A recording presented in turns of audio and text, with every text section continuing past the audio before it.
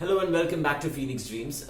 Today, like I mentioned in my previous video, what we're going to talk about is about the various relationships that we have in our life and the different roles that we play in those relationships. But before we proceed on to talking about this, what I'll very quickly do is do a quick sum up of what Surabhi and Vinita had to say us in their interviews. Talking about Surabhi first, what she talked about was primarily about purpose in life, about being a woman, and about being successful. Now, in a nutshell, what Surabhi said is purpose is basically your karma, as she quoted Lord Krishna in the Bhagavad Gita, and it is, like I had mentioned earlier, what you are meant to do, what you are made for. She also feels that respect for women in society has increased a bit, and we both agreed that there is still quite a distance to go, but yeah, we are headed in the right direction. About the relevance of women, she had absolutely no doubt, because I think it's quite obvious that human society itself is not going to exist without women. Moving on to what Vinita was saying, Vinita made two very, very pertinent points.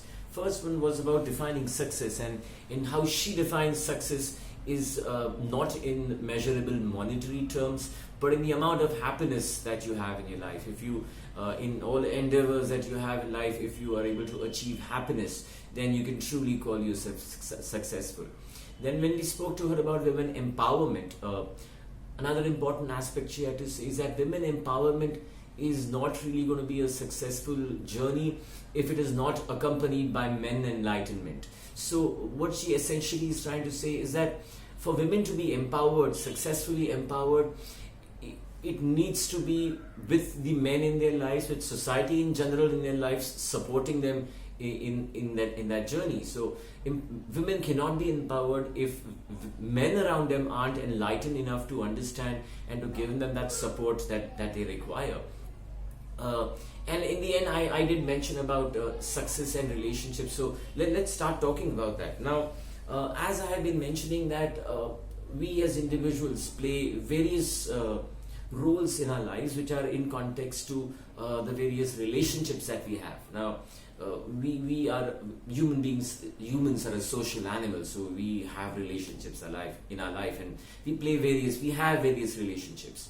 We might be a mother or a father or a wife or a husband, a daughter, a son, a sister, a brother, very importantly a friend, and professionally might be bosses or superiors or subordinates, peers, colleagues.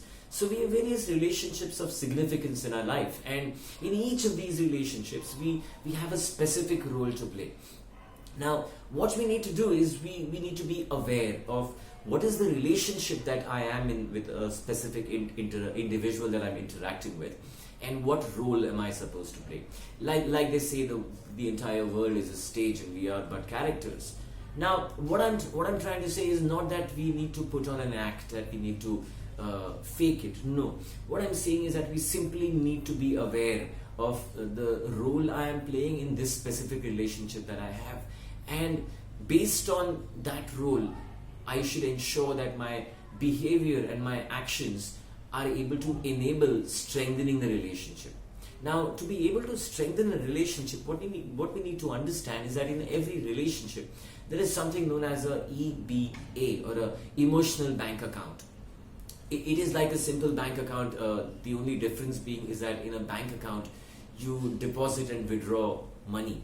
In an emotional bank account, you make withdrawals and deposits of trust. So in every interaction based on your behaviors and your actions, you either deposit or you withdraw trust from that relationship.